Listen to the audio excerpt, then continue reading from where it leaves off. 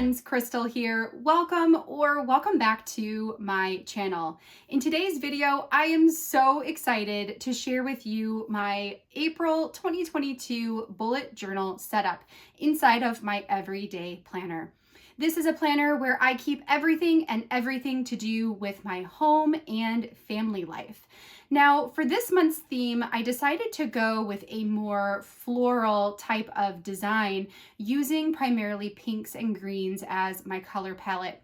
It is slowly but surely turning into the spring months, warming up here in the state of Michigan, and I am just so excited to see more color in the world around us. So I'm bringing all of those good wishes and happy vibes into my planner setup for this month. For this month, I again have a couple of channels that I want to shout out as inspiration for my pages. First and foremost, as always, is Lauren Nicole. I will link her in the description box down below. Lauren has a beautiful, simple, easy to replicate style, and I just love how approachable her pages are as a newbie to bullet journaling. The second is the Plant-Based Bride. I love seeing all of her floral types of setups and the just gorgeous pages that she makes. And so I definitely am drawing some inspiration from her. And then the last one that I want to mention is going to be some of the inspiration behind a layout towards the end of this video. It will be my monthly cleaning page or monthly cleaning tracker.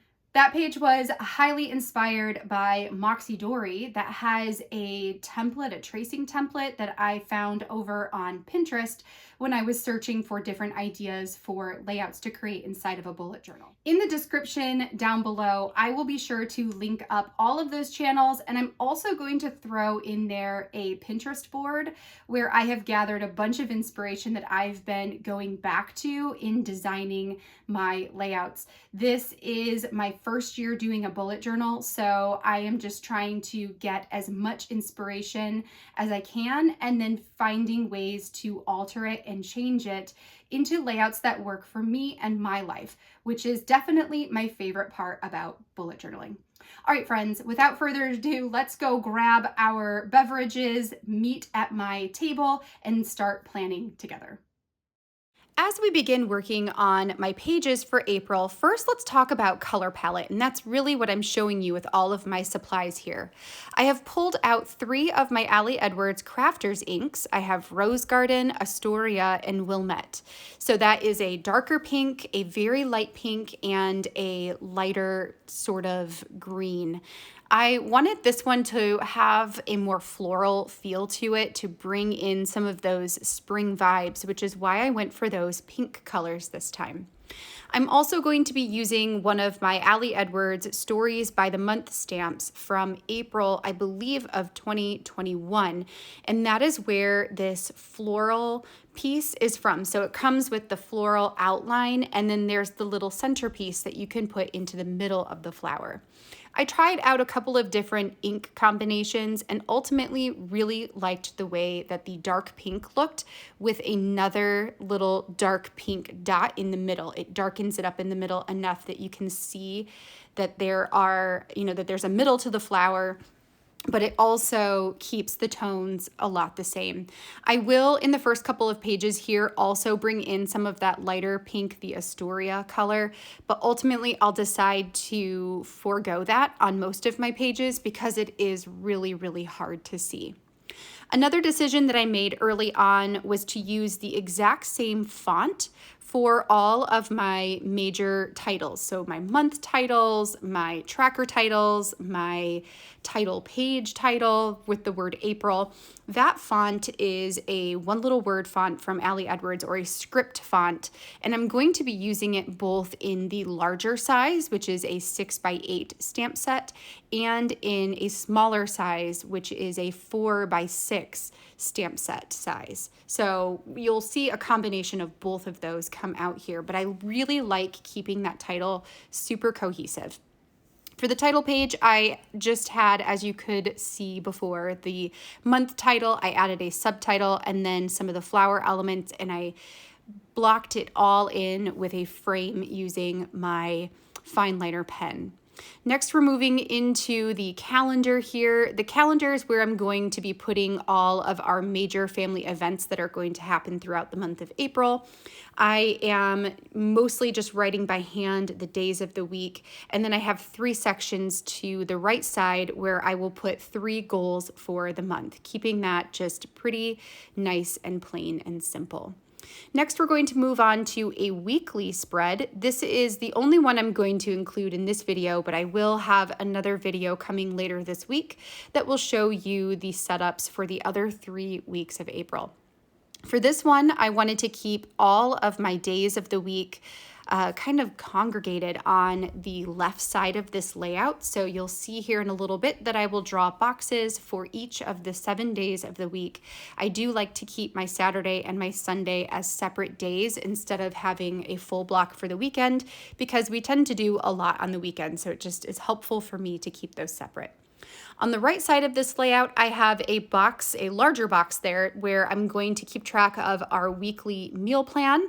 And then I also have a section there at the bottom that is a daily chore tracker. I have 6 chores that I do every single day, or I try to do every single day. And I find that having this tracker on each of my weekly layouts really helps keep me accountable to doing those things that I want to do. I will also include a small little area for notes. I don't typically put a lot of notes onto my weekly layouts, but I do like to have the option of having a space to put things if I need to jot something down.